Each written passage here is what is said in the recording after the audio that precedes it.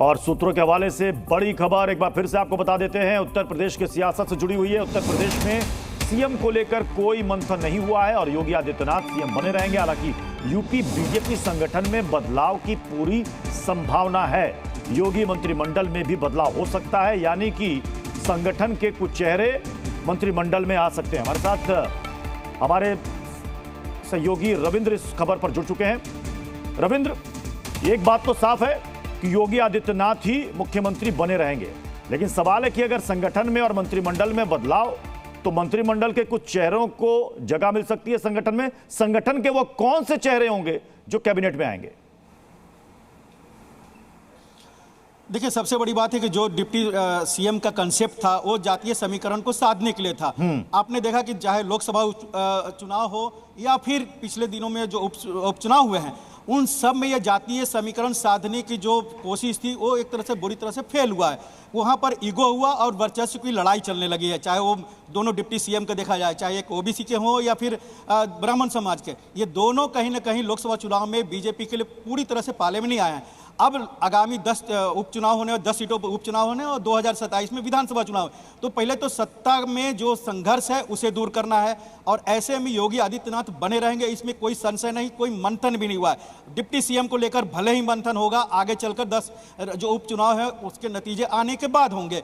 जहां तक संगठन की बात है तो प्रदेश अध्यक्ष को लेकर बड़ा बदलाव हो सकता है और साथ ही जो प्रदेश में महासचिव हैं या फिर उपाध्यक्ष है इनको या जिला अध्यक्ष हैं, कई ऐसे जिलाध्यक्ष हैं जो अपने जिलों में विधायकों या सांसदों के साथ उनका बेहतर तालमेल नहीं है और इसी कारण कार्यकारिणी में भी कई लोगों ने कहा कि संगठन और सरकार एक सुर में नहीं चलेगा तो 2027 में काफी मुश्किल का सामना करना पड़ेगा। तो योगी आदित्यनाथ बने रहे। रविंद्र, आप हमारे साथ बने रहे। तो यूपी की जिन 10 सीटों पर उपचुनाव होने हैं उसकी तैयारियों को लेकर सीएम योगी आदित्यनाथ ने आज मंत्रियों और संगठन पदाधिकारियों के साथ एक बैठक शुरू की है। उपचुनाव को लेकर सीएम योगी ने मंत्रियों और संगठन पदाधिकारियों की बकायदा ड्यूटी लगाई थी और आज सीएम योगी उनसे चुनावी तैयारियों पर फीडबैक ले रहे हैं।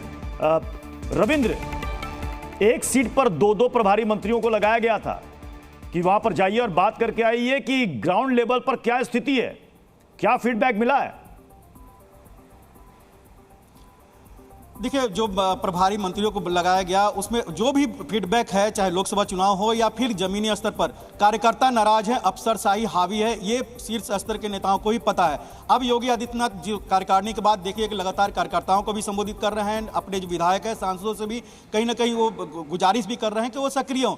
लेकिन अफसरशाही अगर हावी होगा, ये हकीकत है, तो उस वैसे में सरकार और संगठन एक सुर में कभी नहीं हो सकता और इसीलिए बीजेपी का आला नेतृत्व चाहती है कि संगठन में भी बदलाव हो और सरकार की कार्यशैली में भी बदलाव हो और उसके लिए ही ये सारी तैयारी हो रही है, मंथन हो रहा है और बाकी जो भी फैसला होगा 10 जो सीटें हैं उपचुनाव के, जो उसके नतीजे के बाद ही होंगे। नतीजे पक्ष में आएंगे तो उसका श्रेय भी सरकार को दिया जाएगा, संगठन को दिया जाएगा। अगर गलत होंगे तो जाहिर सी बात है बड़े पैमाने पर फेरबदल होगा दोनों में, सरकार में और संगठन में। हाँ, योगी आदित्यनाथ अपने पद पर बने रहेंगे लेकिन बाकी सभी पर तलवार लटकी रहेगी।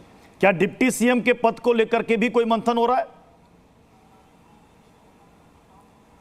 बिल्कुल, देखिए, हालांकि ये कंसेप्ट बीजेपी आला नेतृत्व में कई राज्यों में लगाया है कि डिप्टी सीएम एक जातीय समीकरण को साधने की एक बेहतर कोशिश हो सकती है, लेकिन अगर उत्तर प्रदेश में देखा जाए तो डिप्टी सीएम का पद जो लगाया गया शुरू से ही वो उसमें एक वर्चस्व की लड़ाई चली, युगों के क्लैश हुआ। अब ब्रजेश पाठक ब्राह्मण है लेकिन दूसरे पार्टी से आए हुए हैं, बीजेपी में आए हुए हैं। अब ये सवाल है कि कितने ब्राह्मण जो वोटर हैं या फिर बीजेपी कार्यकर्ता उनको कितना एक्सेप्ट करते हैं। लोकसभा चुनाव में ये दिखने को नहीं मिला।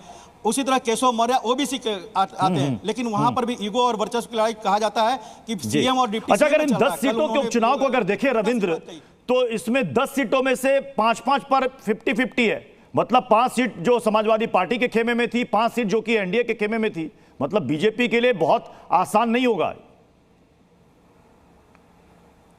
ये पोस्टरिंग। अगर 10 जो उपचुनाव होंगे, अभी आपने देखा कि जो अन्य अभी उपचुनाव के जो नतीजे आए हैं उसमें क्या चला कि इंडी गठबंधन की जीत हुई, बीजेपी की हार हुई। ये एक पब्लिक में गया मैसेज गया। अब 10 राज्यों 5-5 का है जी।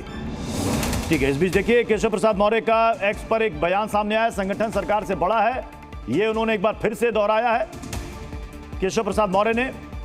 और ये उन्होंने जेपी नड्डा से मुलाकात करने के बाद, बीजेपी के राष्ट्रीय अध्यक्ष से मुलाकात करने के बाद एक्स पर ये पोस्ट करके ये बात उन्होंने फिर से दोहराई है।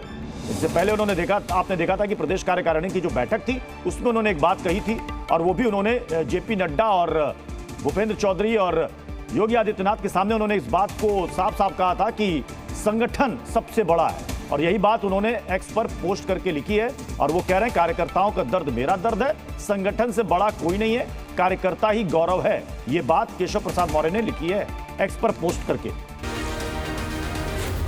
जी न्यूज़।